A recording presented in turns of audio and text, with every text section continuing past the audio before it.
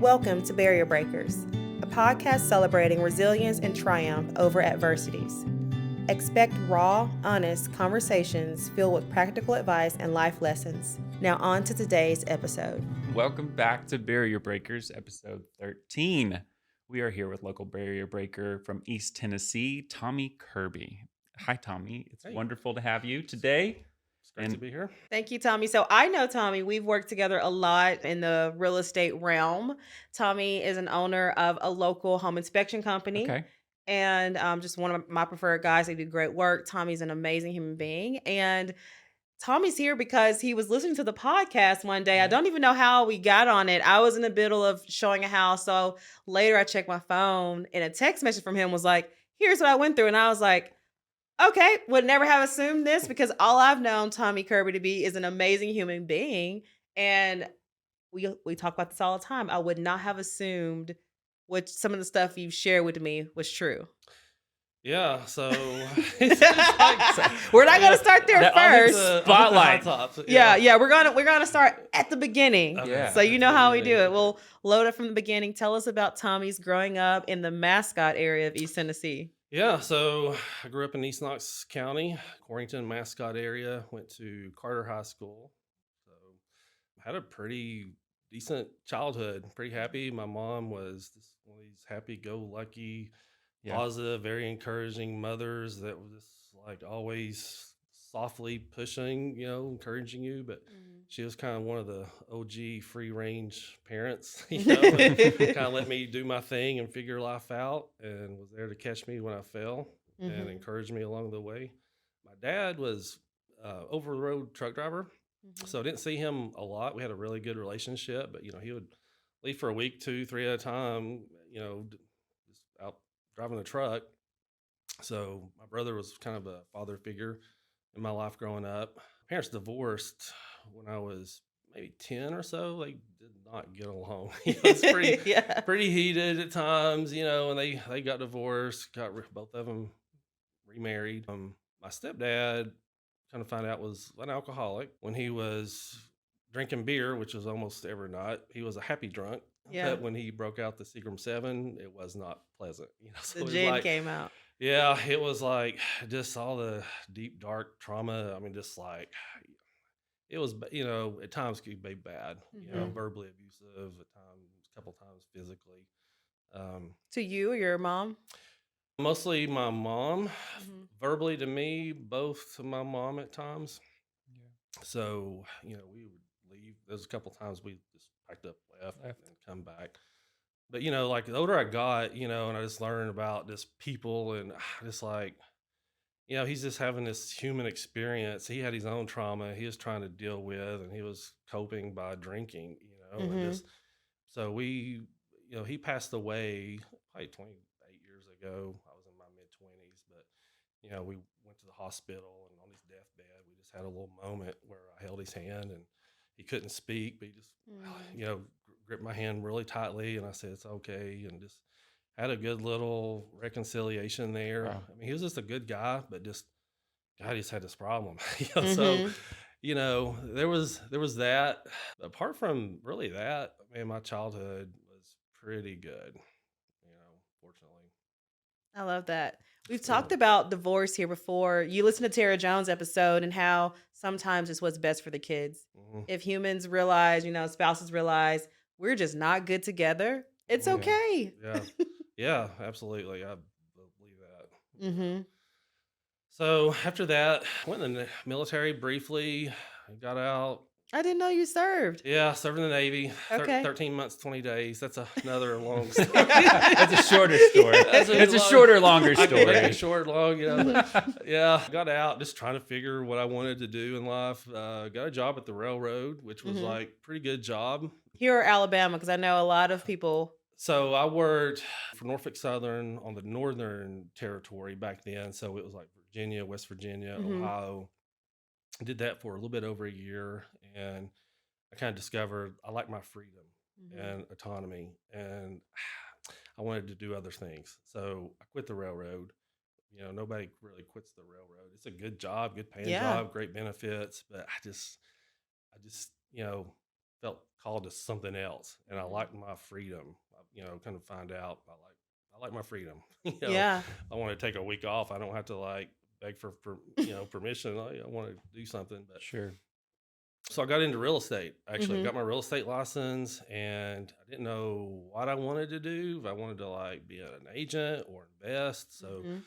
I started actually investing. Starting off, I was 23, 24, and y'all probably don't remember this, too young, but there used to be this guy named Carlton Sheets.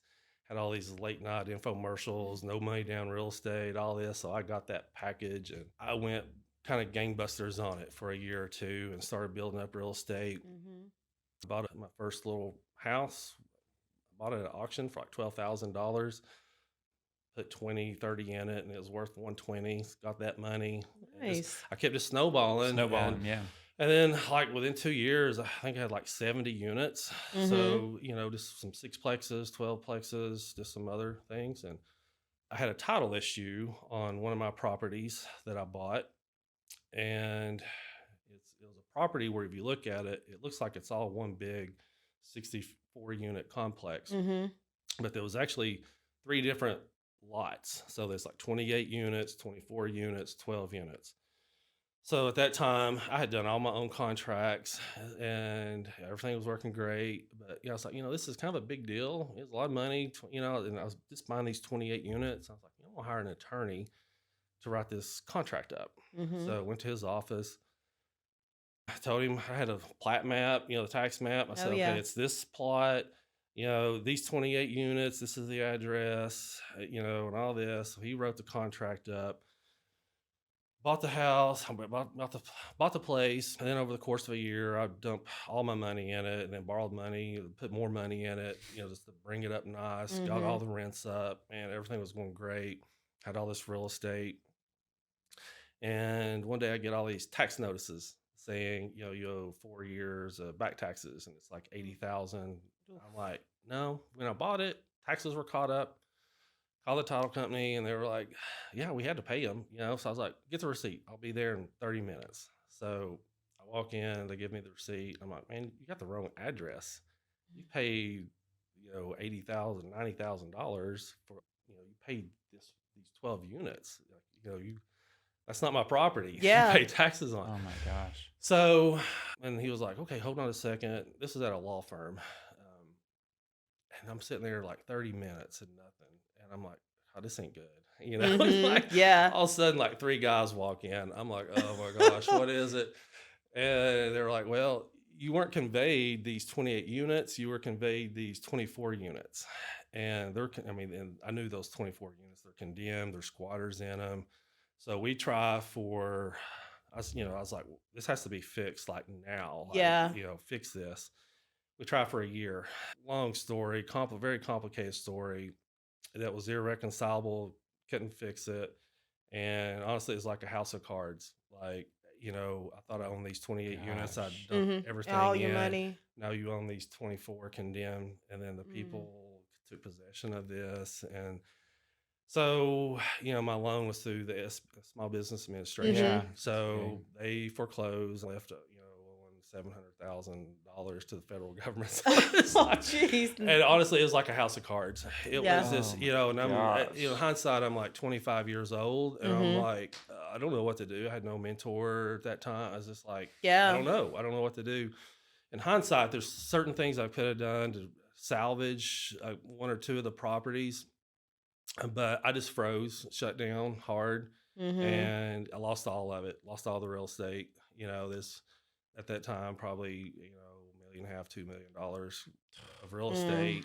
Today's value would I was have gonna been. say, Oh, don't yeah. talk about Don't don't even go to mention it. today. Oh my god! So sometimes I Like, do what's the that Zillow math. value today? Don't I- go to I have today. Yeah, sometimes I can't help but do the math. Like, Yeah. okay, like because I had it all financed 20 years, it'd all be paid for. I mean, like 80 Mhm. grand a month. It's Oh, hard not to go there, yeah. but so that sparked this. I mean, this financial run. Had to file bankruptcy. I tell people like, oh, I lost everything, but I didn't. I hear other stories. I'm like, dude, I didn't lose my health, didn't lose my house, didn't lose my Mhm. marriage. I'm like, Yeah. okay, I lost this property, Yeah. but that did start like a 3-year like funk that I was in where I just shut down, and I'm like, okay, my identity was in this, my income was in this. I have no really equitable skills.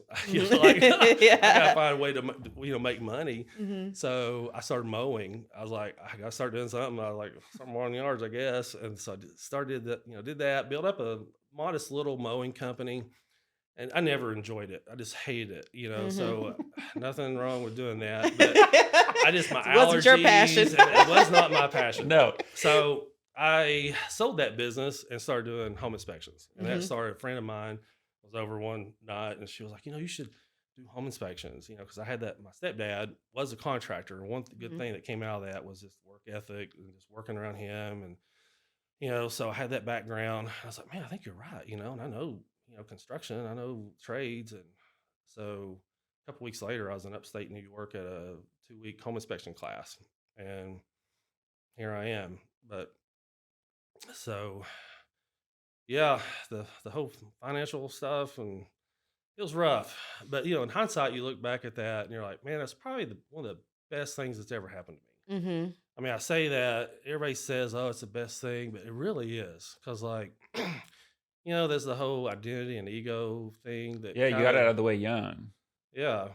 And I just, just builds character, Yeah. Yes. just that loss of like, Yeah. it just makes you, It's and humbling. it's very humbling, and just erasing that identity, erasing that ego, erasing all this stuff, and just coming back to where, okay, I got to figure life Mhm. out again. Yeah, your self-worth gets so wrapped up into what it is you do and having those I, things. I think Yeah.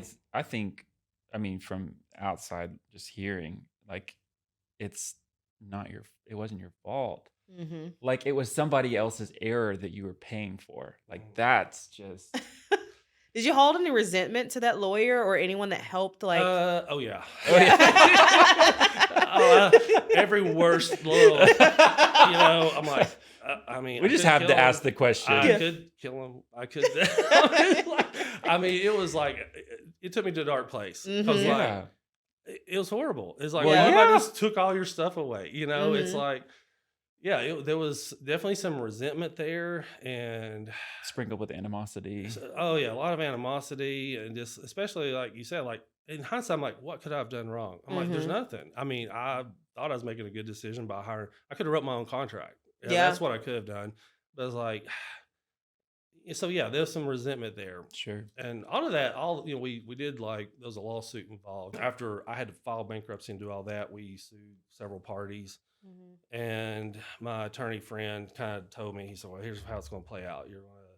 This thing's going to stretch out for 3, 4, 5 years. You're going to get exhausted and tired and settle. I was Yeah. like, maybe, but I'm going to try. So we had a lawsuit against, several parties, and it went on for like over 4 years. Mhm. And that even consumed my life because it's Sure. like every week I'm thinking like, it's just It's right gonna be the there. week. It's this Yeah. thing over my Yeah. head. Like, when's this going to end? When's, Yeah. and it's just, and then finally my friend was right. I just got tired of it. I was like, man, I need to close this. I need to move on, close that door. And just like, so we did settle, got a little money, nothing Mhm. like, you know, really nothing big, Mhm. and I just kind of just focused on the home inspection business, and but it just put like a really bad taste in my mouth, like for real estate. Yeah.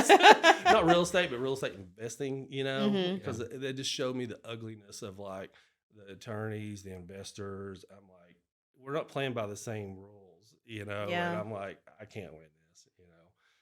But anyway. Yeah, I see a lot of friends that'll go and they'll promote, "Oh, you should go get a property for the tax lien ones, the ones that are behind." And I'm like, "How about you don't?" I have a problem with that. Yeah, yeah. It's I had a like, listing a few years ago where there was 13 heirs and we had this thing listed, had it under contract.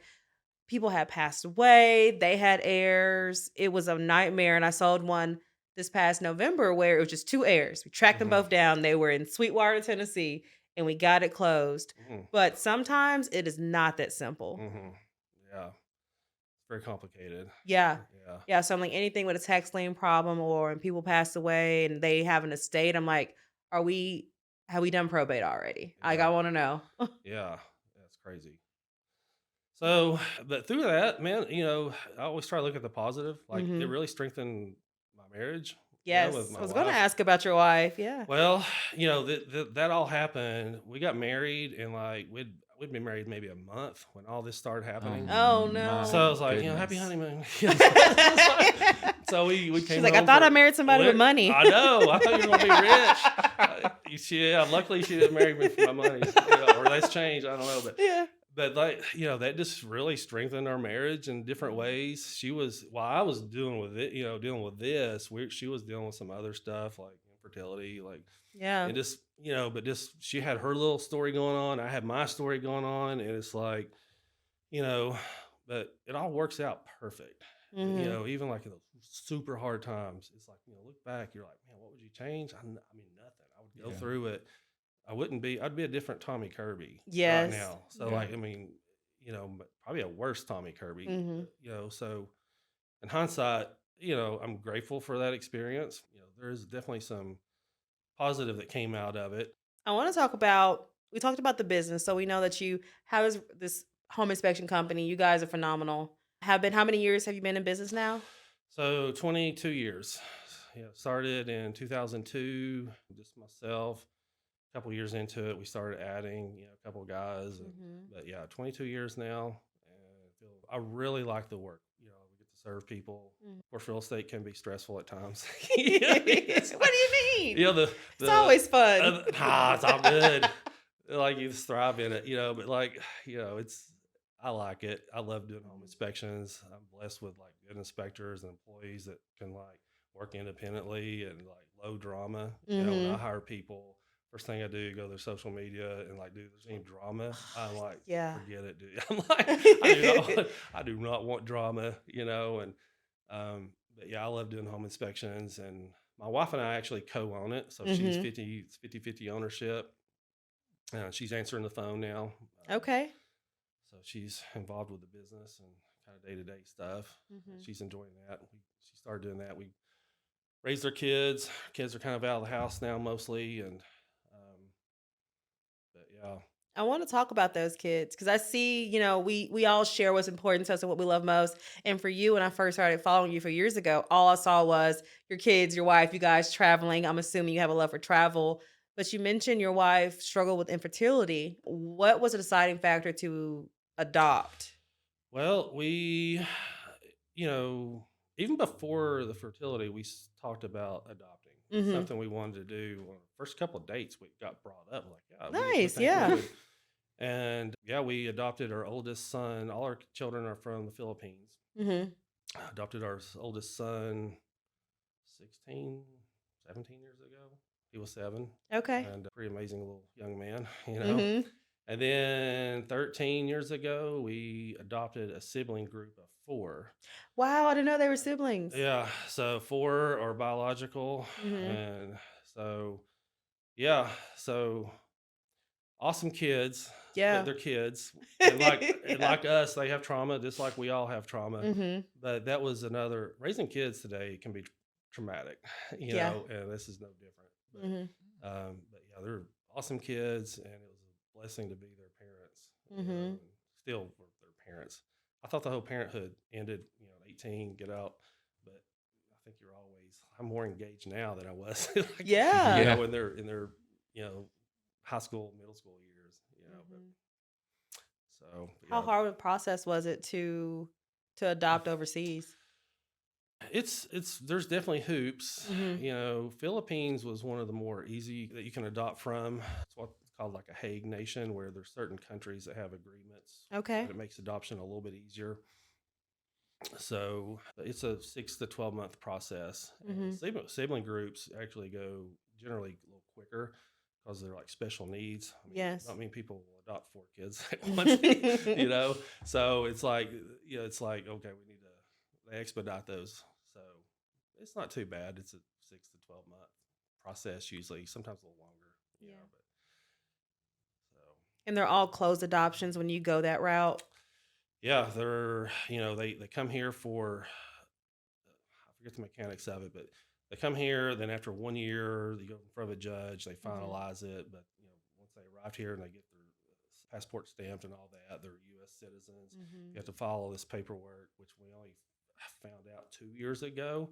Well, like there's these forms that we should have done, Oh no. 13 years ago. Oh, So we no. had to do all 5 of them, and so we've got that done. But yeah, then after a year here, you go in front of a judge, and then it's like final. Mhm. So yeah. With your kids, what's the thing that you try to, because you had this experience with your father-in-law, what do you try to do differently as a result of that? Well, certain people in your life are teachers, and my stepdad was definitely a teacher, like in a good and a negative way. But, starting out, I would say we were a little bit more strict on Mhm. certain things. And then as we, after years of parenting, okay, so this doesn't really work. It's like, no, the more restrictive, don't do that. They're going to do it. Yeah. So it's like, just try to guide them. I Yeah. went from being like, okay, these are the rules, and you're not going, to like, Mhm. hey, this is why that's not a good idea, kind of thing, and more softly directing. Mhm. Nothing's really overly taboo in our, in our house. We've kind of loosened up some of our parenting Yeah. methods. Mhm. Yeah. And then, parenting methods, it's not like a blanket statement. No. Like, Mhm. what works for one kid does not work Does for not work another. for the other And one. Yeah. we've learned that. I mean, it's just, I used to joke around like we're practicing parenting, like doctors Mhm. practice medicine. Yep. I was like, Yeah. yeah, I'm practicing parenting. I'm figuring this out every day, and I was in my mid 30s. When you're mid 30s, you're still like figuring life out yourself, Mhm. or I was at least. But it's difficult parenting right now, Yeah. and when I grew up in the 80s and 90s, that is a different world than what they're doing right now. Mhm. And just different and harder. And like I said, it could be traumatic. Yeah. It's just like, Yeah. so just feet up, float down the river, Mhm. do best you can, and realize ultimately they're going to make their decisions, and, try to guide them in the best way you can. Yeah. How many are still at home with you guys? My oldest son is Okay. still at home, Mhm.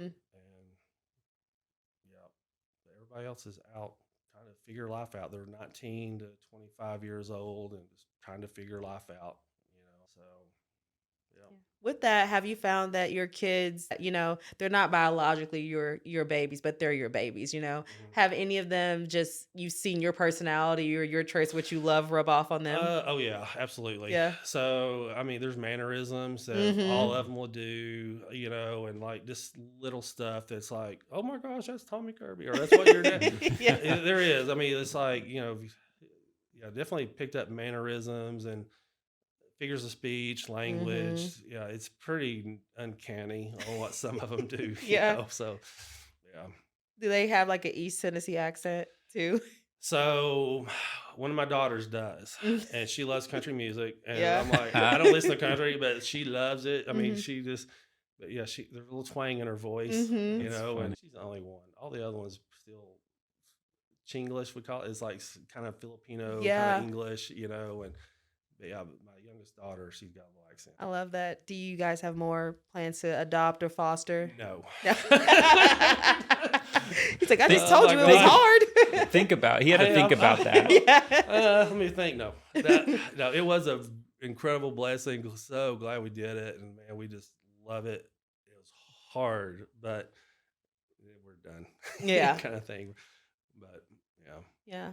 That's something that my husband and I have toyed around with because I can't have any more children myself. We could go through the surrogate and all this stuff, and it Yeah. costs a lot of money. Yeah. So we thought about adoption. And there's always this fear for me, women, I think we are, natural, or we love to nurture stuff that's just in us biologically. Mm, But for some men, it's just much more harder to love something that isn't biologically yours. mhm. And so we talked about it, we threw out the ideas, and we came to, I think, a resolution of something we're going to embark on this summer, Mhm. a journey of expanding our family sort of way. So I applaud anyone that has been so selfish and said, I'm going to adopt. Mhm. These kids are mine. You can't tell me they're not mine. I'm going to love them like they are. Yeah. Like they just came out of me. Did you was that natural, like easy for you?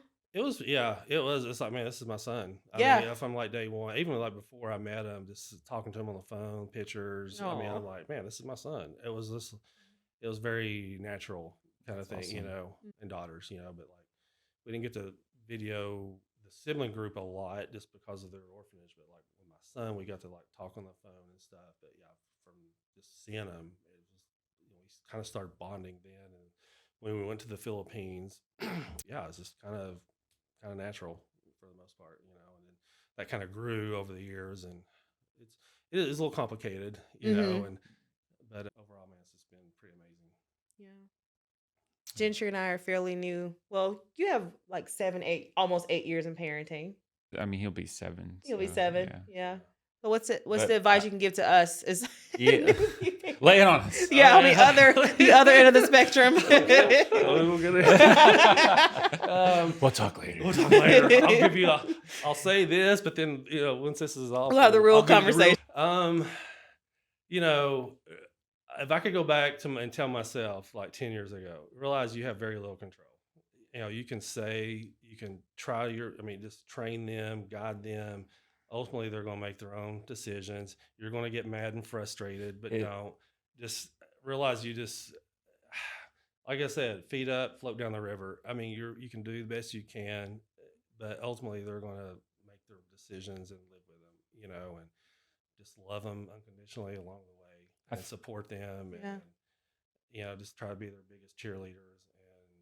And, more, it seems to me like more rules makes children harder, Yeah, for sure. or not more rules, but like when you just have like, don't do this. Boundaries What do around you- what- everything. If Well- you say don't do that, don't touch that, Or just what do you no. wanna do? You're like, oh, I want to touch that. Yeah. Yeah. So it's like same thing with parenting, and just if I could go back, I would say, okay, stress less, take it easy. Yeah. You don't have control. That's perfectly fine. and Yeah. just kind of just love them unconditionally and try to support them. I think the hardest part for me right now, and my wife and I were talking about this earlier this week, is that our oldest is turning 7 next Sunday, Yeah. and it's like you can already see. I mean, time seems like it's going faster. My parents and my grandparents are telling like it was just forever, and then it's going faster and faster and faster. And 7 years have just been gone, Mhm. and like we haven't even blinked. But it's sad watching the disconnect from your influence. His friends are already his Mhm. circle, I his remember the group, day. and that, I'm just like, no, don't leave me. I know. Yeah. Like, don't. I want like a still hold. I put my kids to bed every night, and we Mhm. have a bedtime routine, and I carry them up the stairs, and they're not light. Yeah. But I've realized that I'm not going to be able to do that forever. Mhm. And I recently lost my dad in 2021. And so it's been Absolutely. a lot, but it's like I know that the time is fleeting, right? I know Mhm. that it's sprinting away from me. Yeah. Yeah. And I want to make the most of the time and make the memories. Screw the inconvenience. Yeah. We have a routine, and God, do my kids not like it when the routine is screwed up? They're Yeah. very routine people. They like consistency, but it's like sitting there and we watch a bedtime story, and I've learned a really good trick Oh, what is for this? you, like YouTube. Mhm. You just push the settings and you take the speed and you change it from normal to 1.75, and all their little things, it's just like they don't know because Oh, they yeah. they think faster than we do. Yeah. So it's like, what is it? Yeah. And then it's like done, and you're all like, and Yeah. Time for But- bed. That's beautiful. I mean, it is. I remember, I guess, certain key moments in my parenthood where, they start stepping away. The Mhm. girls went from like being daddy's girl to like different. Yeah. I'm like, huh? No. What have I Or- done? Or Yeah. my sons, and I just remember that, and I'm like, okay, this is healthy for me. Like, I graduated high school 3 days later. I was in boot camp. Yeah. Yeah. So my parents were very different. So like, I didn't really have that. Where my wife's family isn't, more nesting, and Mhm. so I didn't really struggle with it. I mean, I saw it and recognized it, and I'm like, well, this is the natural course of, whatever. Until my dad died, and then he passed away in 2017, and with all this going on, with like, this is super weird, but I never wept. Like, I love my dad. Like, I Mhm. talk to my dad all the time. We had an amazing relationship, but when he passed away, like I was like, dude, I'm not crying. I'm like, I should be crying, right? And Yeah. like I went to his gravesite, and I'm Mhm. like, I went back. I'm like, I tried to make myself cry, I just couldn't. I'm like, Yeah. I don't know. Yeah, grief is weird. But then, like 2 months ago, I was in a freaking Food City parking lot, and there's this guy in front of me, and he had this hat on, and it was Mettler Hall. He's a truck driver, so it had Yeah. this MHR, it's Mettler Hauling and Rigging truck, and I saw that hat, and I remember my dad wearing that hat, and I Mhm. lost Lost it. it. And I just started wailing, and I had to go back to my car, and I was like, "Oh my god!" And finally, after 7 years, I just started mourning. Mhm.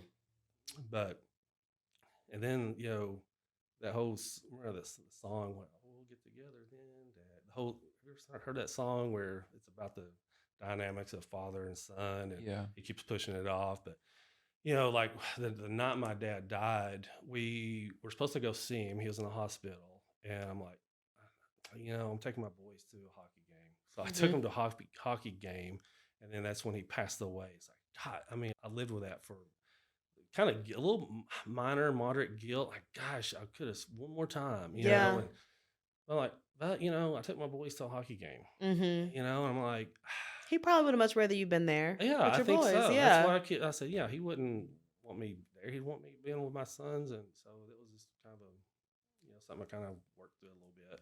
Yeah. And so So y'all maintain a great relationship after your parents got divorced, you and your father? yeah, so I lived with my mom and stepdad. Of course, I'd go Mhm. see my dad, Kate, when he was in, and then he retired, and then I would see him whenever I wanted to, pretty much. But yeah, we had just a good, healthy relationship. Spoke with him at least once, twice, 3 times a week. Mhm. Would see him. I wouldn't see him very often. Once a month or so. But yeah, I would say we had a healthy relationship. You know. That's great. Were you the only child? No, I have an older brother and an older sister. Okay. So my brother, I think, is 11 years older than me, and my sister maybe 8 years older, something like that. But yeah, I was a little baby. Yeah. So Yeah. they were out of the home when your mom got remarried. Yeah, they were both out of the home, so it was just myself, my mom, my stepdad living together. You know. Mhm.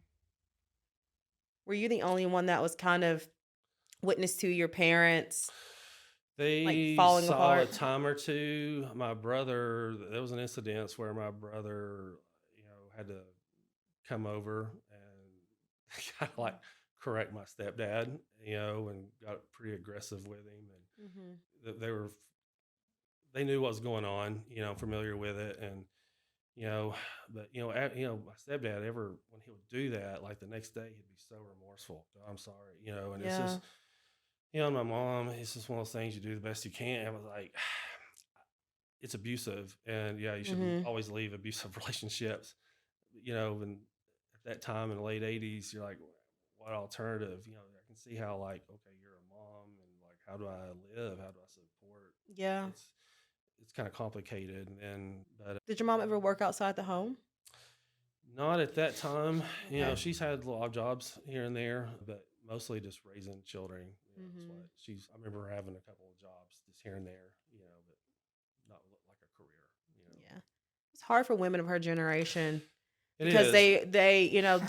their job is inside of the home. And so when Yeah. divorce happens or something like that, it's very hard to go out and do it on your own because a lot of times you take the kids with you too. Yeah. We talked to another barrier breaker here where went through a divorce for the betterment of her children. She had to leave her sons behind and, build herself back up. Mm-hmm. So I can understand why your mom just you have Well, to do what's best for your kids, even if that's to stay where you're yeah. getting beat down. I mean, yeah, it's very complicated, but you're like, well, it's good 95% of the time. It's Yeah. just like, but Yeah. like I said, we would leave. There was a couple times where we left, and Mhm.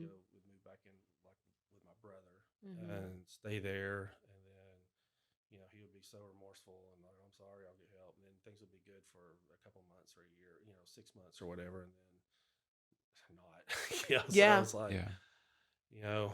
but my mom got over it. When he passed away, she kind of moved on, and Mhm. I kind of had mixed feelings about him. Yeah. And then the older I got, I'm just like I said earlier, we all have different levels of trauma, and like he's no different. And he had Mhm. this rough childhood, and he's just having this human experience and trying to cope, and just not having any kind of like healthy coping mechanisms. And Yeah. Yeah. so I kind of give him a pass. Yeah. As bad as it was, there was reconciliation there between he and I, and he and my mom in a way, and so The forgiveness is good for you. Not yeah, holding on to that. yeah, yeah. I've done that. Gentry had his fair share of forgiving people, not forgetting, but just No. forgiving and No. understanding where they were. No, I mean, I talked about it. I think I've talked about it. I know I've told you, but like forgiveness, true forgiveness is no longer identifying a person by the pain they've caused you. Yes. Mhm. And like when you can say, someone that wronged you or hurt you or caused you that trauma, and you can just not call them by what they did, but call them by like who you met them as, Mhm. that's when you've known that you've released them or you've Mm. fully forgiven them. That's Mhm. good. Yeah. You That's know, good. I have a question, Tommy, because and I'll tell you why I'm asking this. Because your stepfather was an alcoholic, did you at any point in time feel a certain kind of way about drinking? A little bit. Yeah. So yeah, I would say quite a bit actually. Mhm. So like I was just never even like when social pressure when I was around an environment where people were drinking. I Oh, just you mean never like liked real it. estate happy Yeah, hours? those real crazy realtors, and Yeah. no, I was talking like middle and high school. I went to Yeah. Carter. We kind of got it crazy, but You probably know some of my friends that are born and raised in I Carter. probably do. Yeah. So I never was a big drinker. Mhm. I got kicked out of school when I was a sophomore for 45 days for alcohol. Me and two friends skipped school, went to South Dole High School. They had an undercover cop. We got busted. It Oh was a big no. thing. So it's like, The I one wasn't, time. that Yeah. one time, but I wasn't drinking. So it was like they took Sure me you and see were. them. I wasn't. It was like serious was, but like I just never was like a big drinker. Mhm. I do like other things, but like Yeah. I don't like, but alcohol just never was my thing. I Yeah. didn't like the taste of it. I mean, today, like I'll drink a couple beers a year, and I have no qualms about it. I don't, I can take it or leave it. But Mhm. sometimes I'll crave a beer. I'm like, yeah, I'll have a beer. Or I'm at the beach, I'll have a mixed drink. But I don't think like, I don't think it affected me like, don't drink because you might be an alcoholic. I just think like, the whole thing moderation and Yeah. why are you doing it? Like, are you doing it to cope kind of thing? And Mhm. I think that's where you kind of need to be careful. But Yeah. I'd agree. I asked that question because I don't know if I said this earlier in this podcast or another one where my dad was an alcoholic mm, and he passed away literally a year from the day my mom died. I was in Memphis to put flowers on my mom's grave. His mom called me and was like, Michael died. mm, And I was like, my parents died exactly a year apart. This is mm, kind of creepy. But he essentially drunk himself to death. mm, And my entire life, my mom would say, oh, you're just like those Pattersons. You look like them, which I do, look exactly like my dad's mom. We talk like them. And I have always liked alcohol, like the taste of it. I had my first beer when I was probably like 8 or 9. mhm. It wasn't anything for my family to like give like a beer. Like I have photos of me as a teenager drinking at a family get together, like Yeah. whatever. It's a Budweiser, right? Yeah. And so when I became a young adult, I struggled, after college, the first to go to college, family needed money. I would pay their bills and not my own. And so when I moved to Charlotte for about a year, a lot of people don't even know this. I would for dinner sometimes, I would just drink. I Mhm, wouldn't even eat. And my middle 20s where alcohol was a big part of it. mm, And I would constantly hear my mom say, Don't be like your dad," or "You're being like your dad." And I'm mm, like, I don't want to be like my father. And I didn't want to be like my mom either because I realized she was addicted to crack cocaine. I'm like, I have addictive Personality personality traits. traits Yeah. from both my parents. So there was a lot of trying to avoid things that were mhm, not good for me. mhm, So that's why I had to ask you, like being around someone who was an alcoholic, how did that make you feel? mm, Because for me, it was something growing up where my mom constantly saying, "Don't drink. You remind me of so and so," but I liked it. you know, and I still love me a good margarita and some wine. Although now I have gone California sober, That's as my friends tell me, because I have my alternative drinks, but they may have a little bit of extra in them. But yeah. I'm like, that's still better for me than, the alcohol. But I realized that in me too, like the trauma, not even my own trauma, but just how both my parents were, their vices, Yeah. how it changes and affects me. Yeah. It is complicated and it's a little different for everybody. I think some people have like, I don't know, genes that's like struggle with alcohol. Predisposed. Yeah. Predisposed, Yeah. and genetically, I don't think that's me. My dad, my mom, nobody in my family I know of struggled with it. It's just, it's one of those things. If I say I'm not going to do this, you're constantly thinking, okay, I'm not going to do this. Yeah. I'm not going to do this. So like, I'm just like, man, if I want it, I'll have it. Yeah. If I don't want it, I won't have it. But I do know several friends that have struggled with it over the years. So it can be very dangerous. I mean, I'm more weary of alcohol than I am like cannabis. At this point in my life, because I see lives destroyed by alcohol. Correct. Yes. I used to be I am still very much a prudish kind of person. I don't know. Well, this is just me. But growing up, I remember I tweeted, it was just me being ignorant in high school because my mom, we were taken away from her because of her using drugs. I used to be adamant, weed sucks, it's a gateway drug, yada, yada. And I posted it out of ignorance on social media. And I had a friend, he wasn't lovely about it. He fully attacked me. And so that made me kind of dig into my issues surrounding weed and alcohol, kind of started all of this. And now that's why I say I'm California sober. Yeah, because the alternative drinks have CBD in it and the legal amount of THC. I've never been a smoker, but I'm like, they give me the same calming effects that alcohol would. I don't wake up the next day with a hangover. It's a natural alternative to help me go to sleep. And for me now, sleep is it's a necessary commodity. Yeah, but just looking at, my mom, yes, while she did use a harder drug, my stance on cannabis has changed. Yeah. It's not because you smoke weed, you're gonna automatically go to crack. Or what's the thing they smoke here in East Tennessee? What do they do? Meth, yeah. How did I forget that? Like that one does not equate to the other. And I think that people have this tendency to equate drug users as all being the same. Yeah. I'm like, that's not fair. No, it's not fair. Yeah. And it's a tool for me. And I never used it until I had kids. So I was in Colorado one day. I was like, okay, so yeah, I'm a kind of a big proponent of it. I think it can be a great tool, and it's so taboo though. But if you go back and look at the history of like why they legalized, it's pretty sketchy why they made it illegal. And I mean, I don't know if we want to talk about that, but I'm a proponent. I think it can be like a good tool. Yeah. So. Yeah. Hey, like I say, I'm more weary about alcohol than I am with cannabis. Alcohol is definitely, I think, more addictive and just like affects you physically. Yes. Yeah. That's my opinion. It's cancer causing. It's a carcinogen. It's carcinogen. Yeah, that's right. And our body has like cannabinoid receptors, so it's almost like we're designed to like take this in. So. Anyway, that's my opinion. I went down different opinions. That's my opinion. Yeah. Well, I was looking at of course, I use a lot of all Western medicine, throw it at me to get rid of the cancer in my body. But I joined a lot of natural healing groups, the detox groups, all different things. And there is one way that some people do it, and it's strictly it's a ratio. It depends on how your cancer was formed. So hormonally driven cancers, there's a ratio of CBD to THC that some people have used to erase their cancer and not even get medical treatment from the Western civilization. Yeah. And so it's just all very interesting. I mean, we talked about this last episode about black and white. I'm so much more in the gray, just like Abigail said. I said, some things are black and white, but some stuff there's a gray because we all have to meet people where they are and understand why they're making the choices they're making. Yeah. And ultimately, it's just your opinion. Your opinion. I mean, I have a different opinion, dude. Yeah.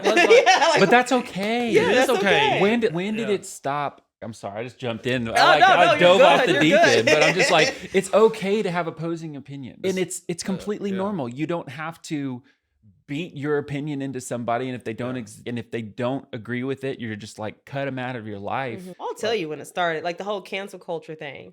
Yeah. And when Yes. it got, and I'm not gonna lie, Oh. I'm guilty of this. What was that? 2 elections or 3 elections ago when it was like, so and so's on this side, you're on that side, you're not my Facebook friend anymore. I'm done with you. You're done. God, You're it's dead to horrible. me. Yeah. And my dumb butt, there was somebody I had like unfriended. Yeah. Or maybe no, I think I unfollowed. No, I blocked this person. I went to the depths. I Mhm. blocked this person because we had differing political views. Mhm.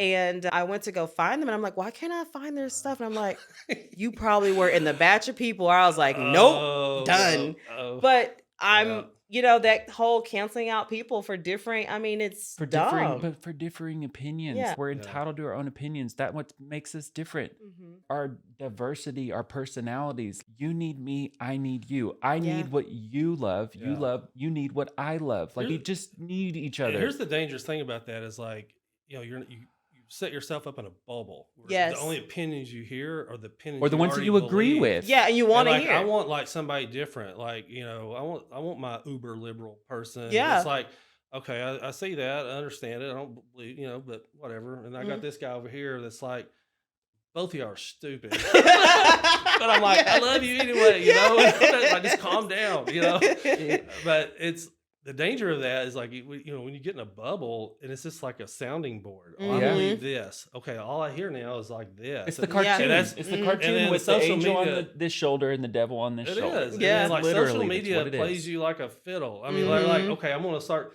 giving all these news stories that promotes your thing to engage. And it's like, Yes. The you know. algorithm knows what you like to see, so they Yeah, only show it's- perpetuate what you like. Yeah. yeah. It doesn't help the Yeah. it doesn't help the It's cause. just like, I want a broad, group of people in my life, Mhm. not just like social media, but like even my inspectors, we have varying different. You do. Oh, yes. So I've got the very conservative and I've got the very liberal, and I Mhm. have some, a couple in the middle that's like, Yeah. politically, spiritually, but I'm like, I don't care. I'm just like, Yeah. I love Yeah. all of it, Yeah. Well, it's good because you're probably one of the more down the middle people that I follow on social media, and I'm like, every time you share something, I see people from either side like just love what you say, and I'm like, yes, because I try to do like thought provoking. I don't want to say something. I Yeah. want you to think. Yes. But- that's what it is. But that's respecting other people. Mhm. We've lost that overall. The overarching theme is we've lost the respect in other people for other people Yeah. because they think something should be something that it is or that it Mhm. isn't, or should be something that it's not. Yeah. So I do highly respect you for that, just being one of those Well, thank you. people that encourage thought. I get a little crazy sometimes. But I do the best I can. Yeah, no, it's good. It really is. We try to end off every episode with sharing something, people, place, or thing that we're grateful for. Ending on gratitude, beginning on gratitude. Yeah. What should we do for Tommy? Let's see. Talked about cannabis. Nothing's off the table. Like, Nothing's off the table. And I'm sure, let me go ahead and say this. I'm sure gonna get people that comment, because we had one where I was thanking Christ for something, whatever, it's my foundation. But we had people in the comments slandering me, this and that. So just be prepared. Somebody may have differing views on cannabis. And that is fine. You do whatever you do to get you through your day. I know those opinions because I used to have them. Yeah, so, like, same, and same. I welcome whatever opinion. I'm like, I love everybody. Yeah. So just be You know? prepared, Tommy, when we share your Yeah. clip, you're probably gonna have people. I don't care. I'm used to worse. So. Yeah. Good. Well, I think that we should do this on people that choose to love differently. Yeah. Like people that choose to love people that they might not have a blood tie to. Mhm. Love the person for the person. Yes. Yeah. So I know you have 4 kids, and I don't want to make you 5 choose. kids. You have 5. 5 kids. Yeah. Oh, yeah. Yeah. You got the 4 Sibling sibling group group and the of oldest 1. baby. Yeah. Yeah. Okay. I want you to pick out of those 5 kids, who's the one that has taught you how to love abundantly and just to love something that's very different? Oh goodness, that's a very hard question. So it's like, You have to dig It's easy deep to to love- understand. it's easy to love someone when that's good. Yeah. Yeah. Of It's course. super hard to love someone when they're just doing everything, to poke you, do So like, I can't name names. No, So don't it's like, name names, but but yeah. there's like one that's like, you know, they've shown me like what really unconditional love is. Like, are you going to love me at my worst? Yeah. And like, that's, it's loving someone when everything's good and pleasant and, the relationship is good. That's easy. But like unconditional love, this person is like, okay, there's like different levels of this whole unconditional love thing. Yeah. I'm gonna see you for who you are and all Yeah. your trauma and all this, and man, I'm gonna love you anyway as much as I can.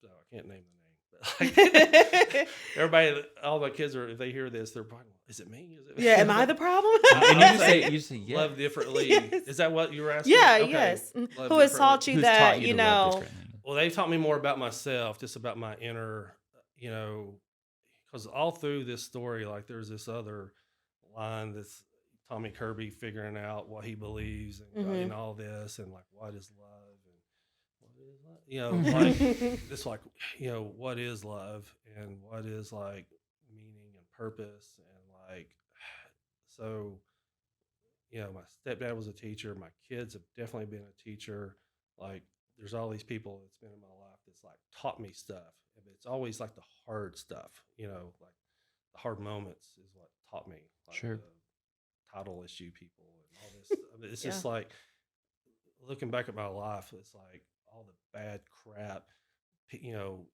stuff was like the biggest teachers, and that kind of directed me into like this whole thing of like just having more compassion for everyone, that and a few other little things, but like, yeah. I'm going to say my mother, because while we had that period of time where she didn't have custody of us, she was always still there, always present. I always knew my mom loved me.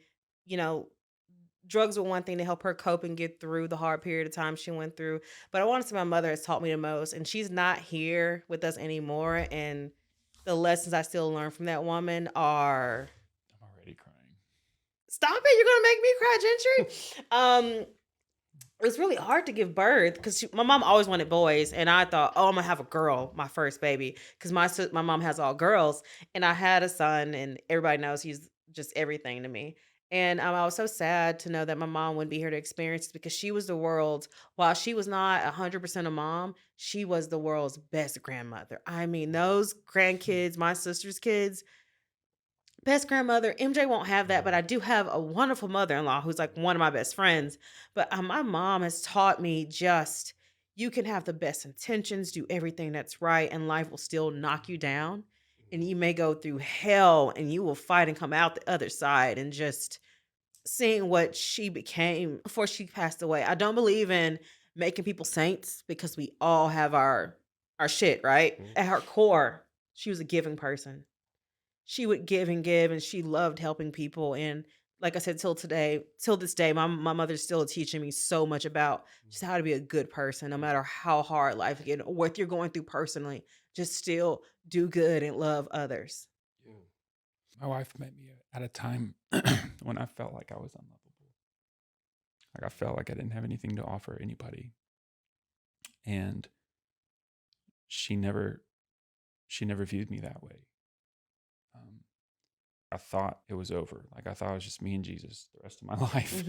And no, my wife really, she loved me at a time when thought I was unlovable and that I didn't deserve love. And she loved me anyways. And we've been together 10 years and celebrate 10 years of marriage in September. But man, it's so much. Yeah. It's so much. But yeah, when I was going through, like when I lost my dad that day, like she was the sounding board. Like she made sure that everything ran smoothly and she didn't let any of it affect her. She did things that she normally didn't do and learned things that she didn't have to, in order just to let me be me, and and she gave me time. And yeah, she's just been the best thing that's ever happened to me. Love that. Those people tend to be great reflections. We see the good and bad and ugly of ourselves and through them. And I love that. I think all of us, every person we've talked to on the show so far has that one person they can point a finger to and say That's what, that was the person that that's what did we it for talked me. about. That's what we Yeah. talked about last time. Yeah, that was the person that did it for me. Even if what they say to me may make me dislike them for a period of time. It may Sure. hurt like hell. And I may have to learn to love differently and change the way I view stuff. At the end of it, they help us grow. Yeah. So I love that you have your 5 kids. Oh, goodness. I 5 keep thinking kids. about the siblings. Yeah. Your 5 kids that have made you a better Tommy Kirby. Yep. Yeah. Yeah, they knocked the edges off. Yeah. They've knocked the edges off. I'm sure there'll come a point in time where I'm like, MJ has put me through it too. But hey, it comes with It parenthood. does. Yeah. It sure does. It comes with it. Well, thank you for your time today, Man, Tommy. it's so good to be here. Yeah. I just love this format. And, there's something like hearing people's stories like medicine. It's just Mhm. like, I'm not alone, man. Everybody's trying to figure this out. And Yep. Everybody's Yeah. struggling. And I think Everybody's struggling. I think what you're doing here is like really good. Yeah. Stop canceling people. Stop. Look, I only block people now that really deserve to be blocked. You love everybody until they give you a Until reason they give not you a to. real reason not to. But yes, you guys, especially coming up on this year that we're already in 2024. Coming up on election year can get really hostile for people. Do not go out there unfriending people that you have known and you've loved all this time because they view and think differently than you do. Instead of assuming, ask a question. Tell me more about that. Why do you think this way? What good comes from that? Just ask a question, guys. Until next time.